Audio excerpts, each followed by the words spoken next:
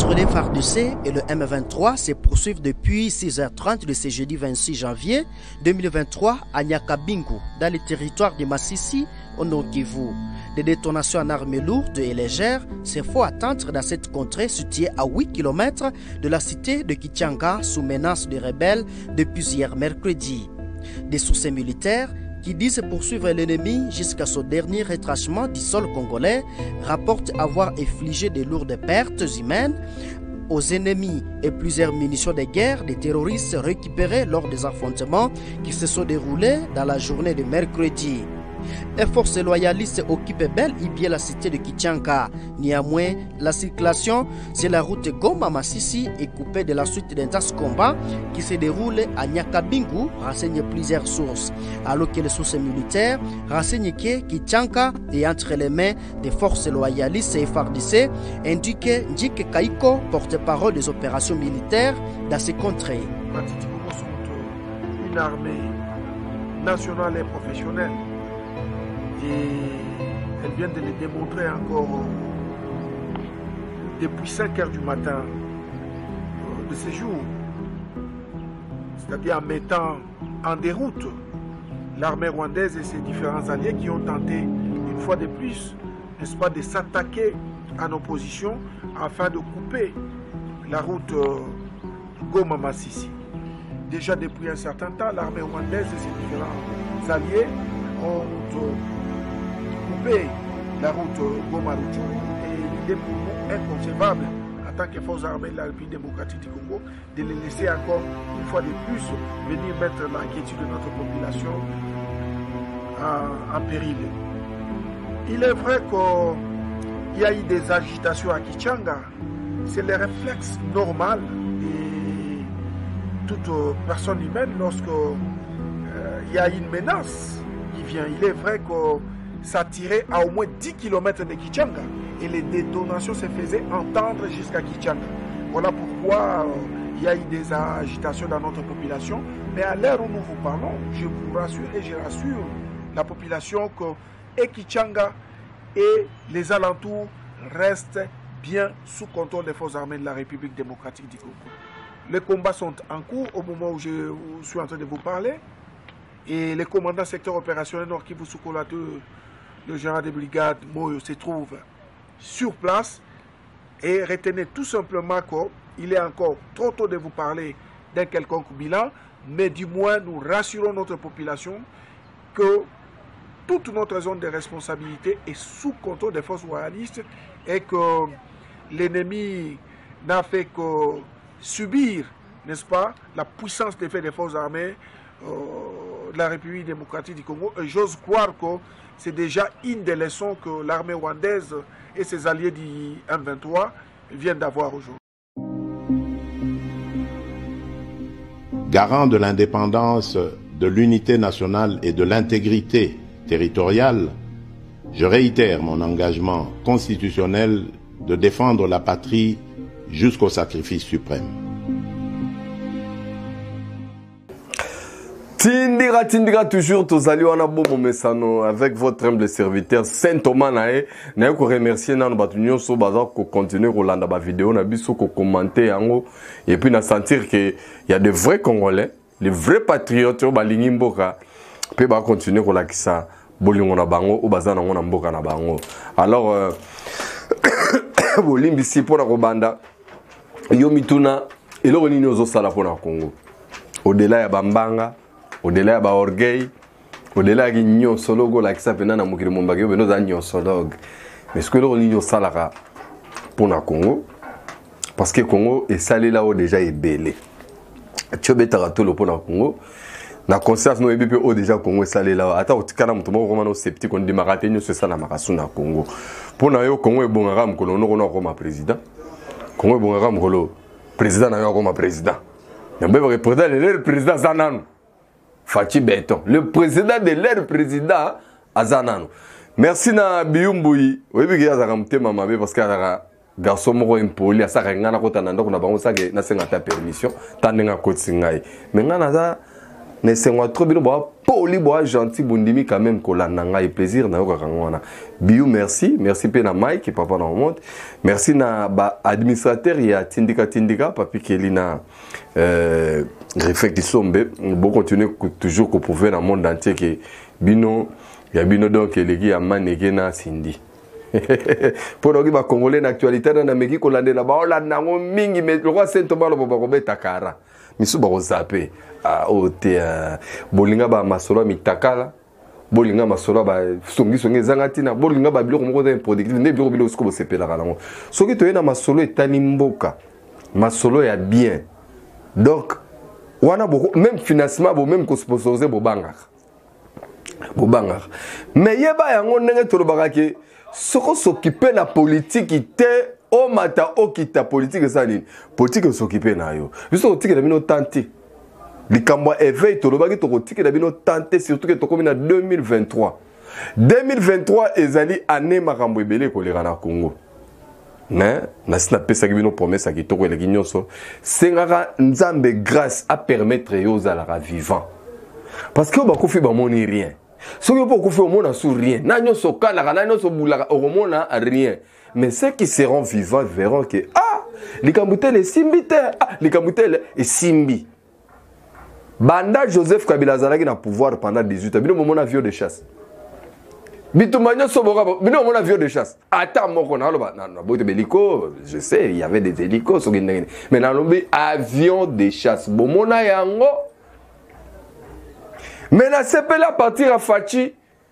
na ba Rwanda ba kopaka to kana avion ba me kana no kubeta ngona no soki kupanza na sko to na avion o elende mikolo na benga Sukhoi 25 avion béton pour bizu ba mana ba lance rocket ya mon côté oyo ba filmaki ne monanaki mosko ba filmaki te pour faut mona ben impact tant avion qui tinase faut mona ben impact faut mona nenge toboki pa te bato ba sala avion na bena merci ate mu kwa ntombolo nasina ibisa que degré yo mo linga mboka même ngana mo kakanda balinga pe mboka boyete obi yo lingi Congo mingi or ba prédécesseur na yo batikala ba linga Congo te batikala na bango linga Congo te bango contraire Congo nde et baya loko la mikeka loko ba Saint Thomas bolo ba vimba ba lekana basi na bango na minene tala degré Congo asale la bato na ebite ba bangolo Congo ezaka nango muto ya bena donc nenga yaka wana po soki na zongi seli bino ba film en 1996 tango afne la zoya na debi na ye balaki so elonga Bizimakara balaki so elonga Rubero balaki so elonga Joseph Kabila même James Kabarebe okokima to mo ba maladie futo ndenge ni nango bato mikie merika ba goûter miel ya Congo fo mona mutu nga vimba fo mona mutu nga vimba veut dire que mais o baleka ki na levir to ndenge ni nango boye mais biso ngo to ana présent oyo Congo te mte ko bise munene ba film ali ba cassette ali azala ne munene ne bandakala mais dimwe nga na yeba ke président bongi na munene ya Congo yeyo fe asale na Congo makamwa minene soki na lo balikambo yo natali Fatie le 24 janvier 2023 Fatia kokisi 4 jours pour jour na mutu ya Congo mais ba président baleke belé na Congo mama yemo vraiment ma trop fomona tina kama pa sale na nzembo mais keta la siko mama yemo zobota na mabele mama yemo ba étage mais n'est-ce pas ça 4 ans Congo banda même temps Mobutu budget o ngana tikala ko mona ngote na Congo bato bambanga ebele ba otoleka ba monsieur qui connaît tout batikali ko donc bato mayele pour Fatia avant au pouvoir ba bisa biso ka tanga nezo bazakane na diplôme d'état te lokote mais ndenge nini bato mayele ebele bo balekaki na Congo bozo ko ramener Congo même pas na budget 10 milliards ebele bane bo uti ko sala oyo bozo ko ramener Congo na niveau wana te armée kutu na bato baya ba soldat ba betana ba ninga na bango ba soldat kara ko sakana te Nathalie teni amura ondre ba komi ba américain faut mon teni elengi soko monite ko nimate kana sana na commentaire te kana lo ba innovation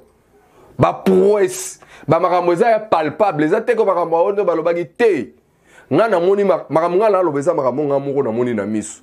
bao batikaka Kinshasa ces années là soko Kinshasa ko ta Kinshasa comme modifier côté ba saute mouton eza palpable eza nango likamute ko o te to ko saté ezalaka te comment au talik pena une physionomie pas Kinshasa changer eza te que to flatter rien réalité eza palpable ngala nanga Saint Thomas pona nini na évoquer likambo saute de mouton parce que batebele na lelo ba bosana ba betaka si lisusu li solo na ngote mais na mona ba na potebele ba saka mobiliser ba na Congo na parlons même pas matin midi soir ba TV temps ba zipa ba eza ba chantier mutu na mutu betaka li solo ke kuna na kati ba sana kana bango lokote eza vide lokote azane lokote mais misube auta pena kini boye auti poto pena bango ngape na kareba matepe ni ko so de mouton. Mais comment réalité c'est le bon matin parce que 4 ans passés zalaka nangote et zalaki te toyebani le bienfait n'est jamais perdu eza biloko ezalaki te o ngana koma komona makamba ba billet d'avion ezalaka lokola boda sacré c'est-à-dire que nakati ya Congo yango moko ofuta prix ya billet pendant que Lubumbashi même prix na billet à Lagos à l'époque $680 billet ya Kinshasa Lubumbashi même prix na billet ya Kinshasa Lagos toloba te mais lelo moi souffle comment ngamo na oteki dernièrement na robeta mbandaka $90 mbandaka Kinshasa pena $90 papa na on dimate mesalemi $90 na via bu Congo Airways na kiti pena mbandaka ngabi eza solo mbandaka izalaka ko grâce à Fachi. N'est-ce pas Sakata? Parce que sous Joseph Kabila, tout était difficile. Tout, je dis bien, tout était difficile. Pour comprendre le résultat, Yamusala Bango Basala, Lelo Kinshasa ezali, économie na Kinshasa Mobimba, eza détenu na ba Pakistanais, bende ba Chinois. Ne ba tiela biso, mais faut mon ande ba nyoko la ba Congolais. Faut mon ande ba nyoko la ba Congolais. Pour Congolais envoie Mazarane souté. Tout ce qui a quelques Congolais grimace va pesa ba musicien bon ba boire ba Congolais azana l'art na lo ba bien Congolais pena Congolais le vrai o azana l'art na Congo pour le moment azate baza combien bon na ba supermarché za ka étranger ben tous les secteurs économiques ne sont pas transport ya ba produits manufacturés ouais ça na ba Kinshasa matadi la plupart des ka ya ba étranger Congolais azana ni Congolais solo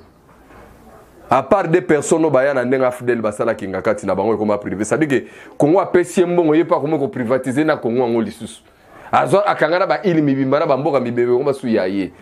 papa obi ko zanga Sonia merci na gouvernement Sama Lukonde au bout de comme 680 000 et a souhaité à laquelle est tout le monde à laquelle elle est $680 c'était beaucoup et puis que bon mon thème mabe bolé 18 ans le colo na ngo chaque fin du mois ba pesa 680 000 heureusement que tozu muto ayebi ba Congolais on a souci à ba Congolais lelo ndena bona na colère ko sakana te et puis colère na ngo za pona ni pour ba Congolais belé so bovandi bozo kosana ono monde zana Kagame azolinga ko akomisa Kivu République oteneka zana zozwande minembo te Rwandaise moko na landi azaki clair Rwandaise nalo ba bien Rwandaise une Rwandaise elle habite au Canada elle était claire abi ba Congolais ba distrait ba Congolais pena toza distrait ya mukete toza pena distrait oui na pesi raison parce que ko réfléchir ndenge on est bon mi réduire boye ba makamdenge elekate ambition Kagame za Kivu te ambition Kagame za Bunagana te ambition Kagame za Ruchuru te Kagame yena batuna ye zaki nde Congo nde mobimba nde bango ba diriger puis c'est ba réussissaki avec 18 ans Joseph Kabila c'est ba réussissaki na copie ya mixage na nini na brassage na intégration alors c'est pourquoi bon mon aki que chaque fois ba troupe belé ya RCD ba kota bongo na armée na ba grade na bango ko bezaki neni d'abord na niveau ya armée ba Rwandais ba tout wana bazala ba officier belé ko le kabila biso l'objectif est de faire disparaître d'abord armée congolaise mobimba nango biso moko ba Congolais ba population koboma biso parce que ndenge to la kaboye na révéler bino selo ba révélation rwandaise wana alobi ndenge za boye il faut que ça la génocide na Congo na ndenge amkete il faut ko exterminer ba Congolais bazo exterminer biso na ba forme nyoso ata ndenge bomoni na Kinshasa bona ba quartier ba kulune bima bambeli eza cop mobimba eza na ba cerveau moteur ba réfléchissaka na kati ya masolo wana boka sakate ke bato basimba ba machette ba maboma rien ba bato normal mais bazana bato yo ba dirigeaka ba opération na ba vanda misika ndenge ba to révéler ba musu ba vanda na kati ya Dallas les États-Unis banyamulenge soit disant batuti moko boye cop na bango ba donc faut ko exterminer ba congolais na mboka na bango pona ko planter bango ya ko planter o baya avant ba guerre Afdel o ba sala mulenge wana ba komisa mulenge za montagne na biso ba komisa comment dire bango ce sont des makamna zolo beza rwandaise mutazo beza congolais te rwandaise mutazo révélé o ba ki na ndenga ya 94 que ba FDLR ba kimi ezaka implantation ba Rwandais na mboka na biso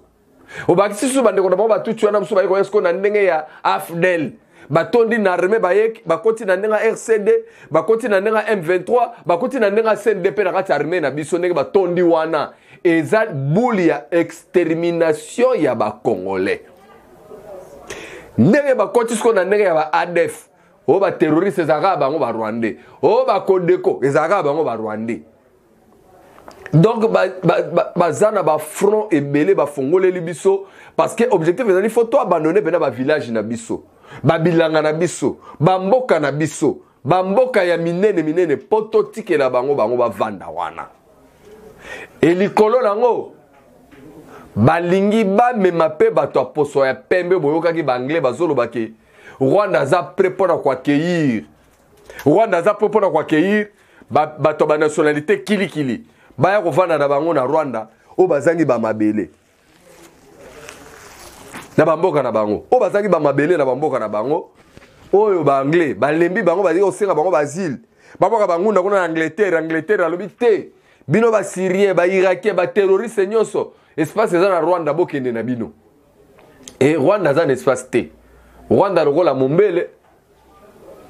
Congo lokola Kinshasa espace za wapi. Or, l'objectif na bango nyonso bazolinga ne ba envahir Congo mobimba bandeko. Oyebita on atali ville ya Masisi. Natali mboka lokola Masisi otali ba verdure, otali ba paysage, otali na ndenge neige ezokweya. Donc, eza comparativement na Suisse. Okoboko la bangombe, okoboko la ba cheval ya tellement kitoko. Yango ne mundela sati diaki banda kala.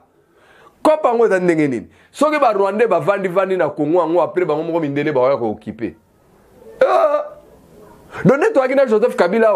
tu Léopold III. Donc, Congo, tu bord na bango.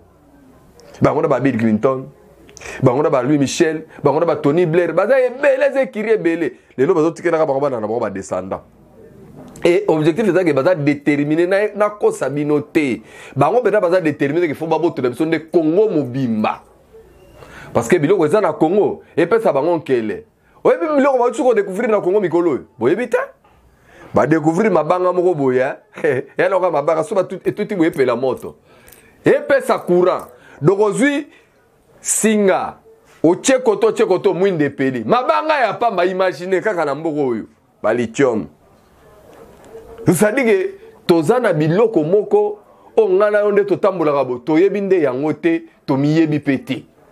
siko ba tuva biso ke to miyebi te bakuta biso to bato senga libanga pa mise fo bwaka ngana ko na lar yo na vi na solo kika moko na $100 ko muka ba bwaka kayo ah bosko bato ba na milliard bon ça ndenge nini yo ba seka biso pa ma congolais fungola misuko la mukako o la litro o da distrait hein nandimi lelo mtalo ba penege no qui dit je sais n'a pas tort qui dit je ne sais pas n'a pas tort mais attends celui qui dit qu'il sait mais qu'il ne sait rien biso ba congolais nde biso wana donc ya suka nde biso ba congolais c'est dire que toyebi rien mais to ça roi toyebi ndoka nde toyebi lokote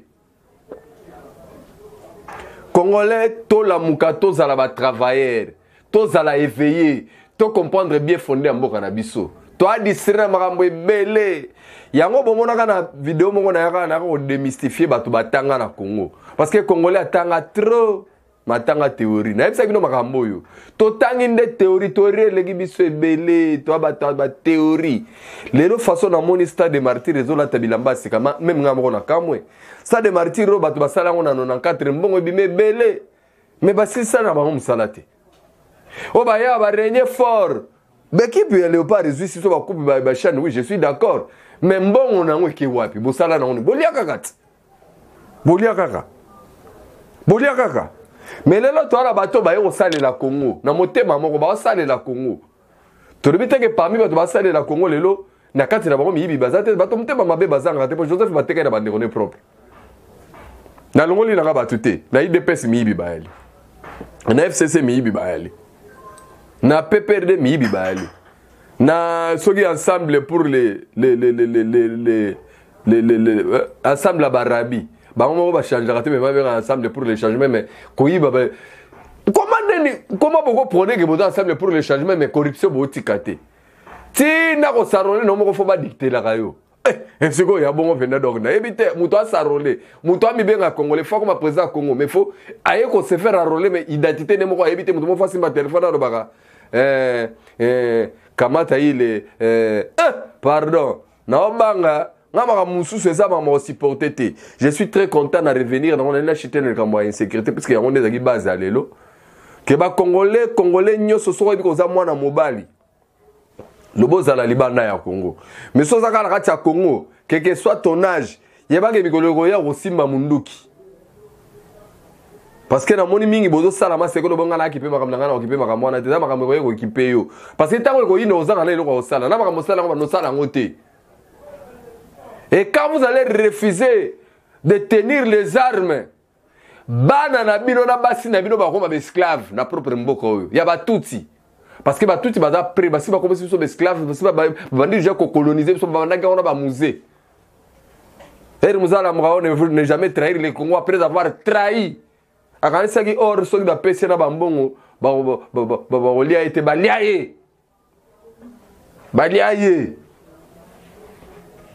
mikolo bazo menacer balia Fachi mais Fachi bololo Fachi équation Fachi ndesko bololo ko sakanate mutu aliboso Messi Kagame liboma pour la première fois dans le monde faut mon ani bato babanga Kagame na monde na yo pe congolais musu ah et comme ça nga je me souviens to mettre dans solo no ki jomo ave bena bino bo sala Kagame yo so banga Kagame banga e omokodi no bo sala Kagame boni buzoba boyo no sa Kagame biso ko to aussi sa Kagame gaz Kagame osala interview pamba na mambo ko banda facha ya president na minito Kagame aluka numero ya Christian Chiwewe aluka numero ana fora nga Christian Chiwewe ondire osala la wifi te Kagame aluko fort po Kagame réseau to ezaki pembeni na ye babomi tous les réseaux batumbi aye batasani aozong sa mbongo bato a Qatar aliaka mbongo yo zaka na or te moko ilia mbongo bato ndenge nini ozong sa or bato ozong sa mbongo bato Paul Kagame yango etiaki colère azela Fachi na Qatar amona ete colère abi bobeta nani avion na roquette sko avion mpe panzanaka te avion béton mikolo oyo to aussi sabino yango na yebisa ba congolais beleke no kende bo ba jeune bo kende bo kota po kala mingi te bokozwa ba parler na Kigali on va parler belé Roma ya bino kobukana te tokokanga donc Rwanda il faut tokanga ba province wana e koma pe ya biso ndenge bomo na babunaga nezo umela na maboko na bango ndenge biso pe yango ko umela et puis boyebake mikoleko ya Rwanda mobime koma 27e province na biso il faut tozong sa on est tozong sa na tangwa kala tang gouverneur moko belge azalaki awa après guerre ya oyo tolonga o balonga ki Allemagne lokola Rwanda ngo zaka nango ni colonie allemande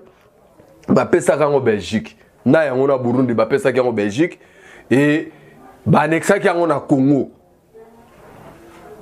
tozaka na gouverneur moko na Mongaliema mais toliaka na bango monnaie moko fois Congo Belge Rwanda Burundi yo ebino histoire te na ebi yo zano na kilelo kinosbi ya ona eve yo zano na kinosbi Rwanda na Burundi zaka ba province ya Congo na tango avant avant indépendance ezaki na ba province ya Congo yango momone belé bakota na ba administration na biso batanga na bande kona biso ebele mingi banaka ba réfugiés ce sont do ba rwandais na mboko ba lokwa ba esclaves baba ba ko tira biso ata munoko ata mbala moko te mais justement ka po biso moko to naïf to teka nzoto to teka bomoto to mikaba yango moni ba politicien musulo ko ba delice sanga ba Lambert Mende o to ba ko ba lelo ermo bo fo ba kanga minoko bo sangana kana ba rwandais na pona bo za la contre RDC mingi bolia kuna mingi bo travail na ba RCD Goma bona ba leso ko pesa ka bisote ba traître boye bele to ebibino mingi bo bala basia batuti mingi ba makangu na bino minene za batuti basi wana yo ka mingi ba lelo kenaka Goma kuna na hotel ko telenga na balenga ka batuti wana balenga ka bango mais batuti ba belo ko ba ya osala na bino ba traître vous serez tous confondus parce que mikolo to biso doka na nzambe na contrôle boye bake tango etumbezo banda porta mwana nyoso ya Congo oyo azana kata makila trahison te banda komona penda symbole makila liboso porte na ye mopanga tango zo le kanda kuna ye po veneme zoya tozo kwesa régime ba congolais bo sangane bele cop muso eza souté faut ka kobenga na Kagame na pouvoir elo muso eza na ngote biso Kagame aluka boma président na biso mais biso ba congolais photo yo kana photo benga na régime ya Kagame. Et pour yango, il faut to sangana ebele. Pour Barwande balamuki pe bele, Barwande bele balamuki bazana colère ko sangana te ya Kagame. Na landi ba tuti ebele pe. Balobi Kagame ko salela race na biso commerce te. A ko salela ngo jamais commerce. Biso moko ba kolo race, to be Kagame to lembi na biso ye. Mais Rwandais zona nda bangi singa lobi penda ke non, ndenge za bo kopeza makasi. Kagame na banglais na ba américain comme na bango ne faut qu'on soit ndé Congo mobile bango ba dirigeant bango na ba tuti yango bomoni Joseph Kabila facilité ki bango belé ba tondi na armée bazo ba grade ba colonel ya ba général bazali belé neti moko ba ochoka ngai to na mai ndombe wana pai un tuti bien infiltré un général il y a la police o bomone ba mobulu to ba bomani wana ya zaki na kata bazana sesa ba masolo wana ya ngona ko mito ba congolais bomona raté bo comprendre raté ba ndeko na ngai to komana ba tumoko bo to koma est-ce que so ina culture ko kata na ba machette ba yakana ba na ba teke bo vanda des siècles neni bo bomana raté bo buzeli ka ta bo ba no bomana na bambeli comment ba te bele ba ko sosola te ile ko ngona o kamande ya ngwana yo kuta ba politicien moko bo ba congolais musu ba vanda ba wana na ko misu lobi place mona zaki ba ko non ba yaka babi ba ko na buma oh ba teke ba ko na buma mais sikoyo ba teke ba yaka na buma memela bisoni pozo za ba congolais yo siko ba teke ba ko na buma to ba yaka ba ko na buma siko po ça nini po ça la nini congolais tribunyo sozalaka ethniti yo zalaka yeba ke Congo momitaka mabele na biso wana drogo tamola partout nengo lingi babangisaka yo te culture buzoba culture salité bamboka ngo ebele bana bofana nango bosala nini kuna pour la plupart bamboka soto ke ata toilette pa makosumbeza te ata toilette pa makosumbeza te ko mema bapaya te momona bato ebele baganga kawa oh nani oboy oh nani a dirigeant na nani oboy oh sala na régime tel boy oh sala autant d'années ya nini après quel résultat bo sala pe rien siko ndenge ba élection so ya boy oh la siko ke ne ko postuler na mboka na bo ebike bato tika mingi la plupart comme ça bango bazoba ba ignorant yo ta ba mono ka yani ke mwana na beto yani ke mwana beto yani o votaye mutu moko ba votayo maintes fois kaka na même mboka mo sala la bato mboka ngwe lokote ah non toi motema mabe moko non classe politique yo ah ils ont yombo moko incroyable siko tour yo bato belé to changer peu même méthode à voter to me voter na on peut utile nga on a lingi bo voter na ba jeune parce que ba jeune on peut belé ba bi na ba makambo belé te bo voter ta bango comme ça bango ba ta aux autres conscience ndambu pour la plupart ba mikolo na ba voter bino trop mais bo sali pe loko te na ba mboka ngo bo sala rien au-delà ya bambanga. Merci Naban à Londres, merci Naban à Paris, merci Naban à Bella, merci Naban à States. Oh, nous sommes babani aux carte na bango de lecteur. Merci na Fachi, merci na Denika Dimana Seni nae, balier acte à la parole. Ngana lo baka soko monité kondimate, je crois que ba ebele bo monite. Bana poto ba komina ba carte. Ba législature mi balé le kia ba beta bango kara ya libela. Oh. Parce que ba to ba ko diriger so ba taki ba congolais té. Si on est ba congolais ba ko diriger Congo. Parce que ba congolais ba diriger Congo na ndenga mala mwana nde baza diaboliser matin midi soir. Ba tout monde va faire ça ba leso. Oh biso pena do bana muza kufa mboge beba. Eh ba okanga yo. Biso to mona ndenge mboge beba ka. Noka ba tuso ba beta ba solo dollar remata mingi mikolo yo. Bino ba génération fidèle. Bo bi façon dollar remata kate. Bo to na biso ba zero to te bine dollar remata. Biso tango na suka ya suka régime Mobutu. Dollar remata ko le sincère. Dollar remata ko le kafizé. Et c'est bino mo na dollar remata. Mais ko bino bo vivre bien. Bino siko bino bo vivre bien, en même temps il y a bino ya mabe nango bino bo yiba na bo kosa na bino na bino. Bino mo bolo ba dollar remati, tam to le dollar au PC mbongo mukie. Te ko bitu ba sombelo ko o matise les loko. Finalement na ebite soki to za ba tonene me yebaka ke biso to mona dollar remata tango Mobutu ti to mo somba mikate moko 1 million. Yo mona ngoto Mobutu comme ça to ba millionnaire mboka mo me ba pauvre sikoyo. Mais na lelo tout va bien. Na ndenge ya mabete dollar remata mais biloko remata ko leka dollar. Au moins te ko sabato. Po biloko e banda ko mata va dollar ribano mata. Na moni basinanga ke ta ezate nga na lo beloko moko bo me zeranga ka na video nezo ya pona ne loko moko na bombi. Na nga na lo bango lelo me ba pekisi nga na lo bango po ta eza souté. Mais na ko lo bango prochainement. We belo ni na loba. Na bimsele no ko ma batumi balé. Ba kombo na ko bimise za bato yo. Baza lié na des problèmes. Il y a liboso za freinage à élection. Il y a mi balé. Ezali bato bazo kokotsa motema mabe, ezala na armée, ezala na population pour bato belé balingate to atteindre l'objectif to za nango. Eza 2 personnes. Bon kalami te to yamba pape, to mona na après de Paris à pape, hein? Ce qui papa ke to monani. Bye bye, semaine prochaine. Les combats entre les FARDC et le M23 se poursuivent depuis 6h30 de ce jeudi 26 janvier 2023 à Nyakabingu, dans le territoire de Massissi, au Nord Kivu. Des détonations en armes lourdes et légères se font attendre dans cette contrée située à 8 km de la cité de Kichanga sous menace de rebelles depuis hier mercredi. Des sources militaires qui disent poursuivre l'ennemi jusqu'à son dernier retranchement du sol congolais, rapportent avoir infligé de lourdes pertes humaines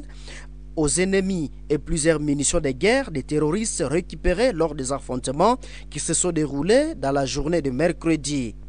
Les forces loyalistes occupent bel et bien la cité de Kichanga. Néanmoins, la circulation sur la route Goma-Massissi est coupée de la suite d'intenses combats qui se déroulent à Nyakabingu, renseignent plusieurs sources. Alors que les sources militaires renseignent que Kichanga est entre les mains des forces loyalistes et FARDC, indique Njike Kaiko, porte-parole des opérations militaires dans ces contrées. Les partis du Congo sont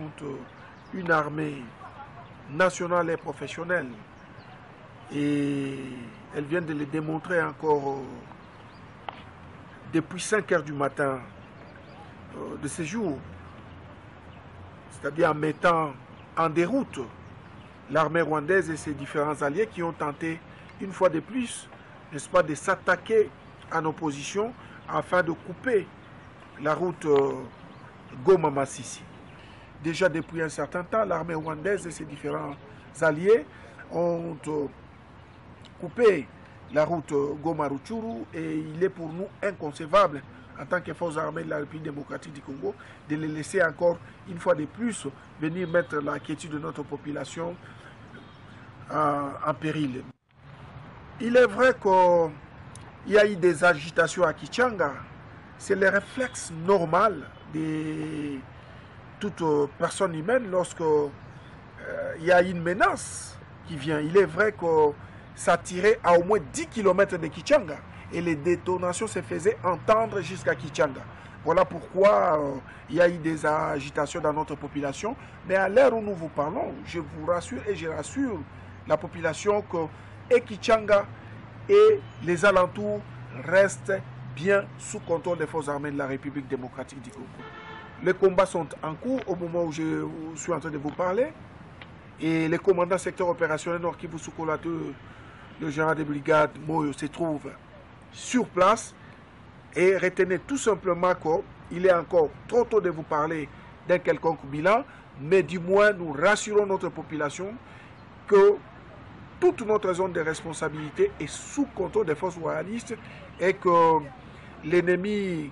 n'a fait que subir, n'est-ce pas, la puissance des faits des forces armées de la République démocratique du Congo. Et j'ose croire que c'est déjà une des leçons que l'armée rwandaise et ses alliés du M23 viennent d'avoir aujourd'hui. Changa tumelamuka ndani ya heka ya mabomu yanayoripuka kote ya Bwiza. Wakaaji wameogopa, wamoja wamekimbia, ila mji inaanza rudia kwa mstari rahisi, hakuna tatizo. Nguvu inapatikana kwa jeshi letu. Nawaza muhuni hata pata njia ya kuingia ndani ya mji wa Kichanga. Na vijana wanajipanga salama salamini, nawaza vitu vitakuwa bien. Simama nawaza tunasimama vizuri, na nawaza kama watu wasimame nao vizuri, wasiogope. Jeshi iko kukazi, nawaza vitu vitakuwa mzuri na maisha yataendelea salama salamini. Cependant, des personnes suspectes d'être collaborateurs des terroristes du M23 ont été arrêtés mercredi par les résistants patriotes de Kichanga et remis au service de sécurité. La société civile locale qui livre la nouvelle informe également que 6 armes AK-47 et un téléphone contenant des conversations avec les rebelles ont été appréhendés dans l'une des maisons des suspects. Toutefois, l'on note plusieurs morts et blessés dans les rangs de l'ennemi. Du côté FARDC, on enregistre quelques morts et 2 blessés qui sont acheminés dans une structure sanitaire de Kibirizi pour les soins des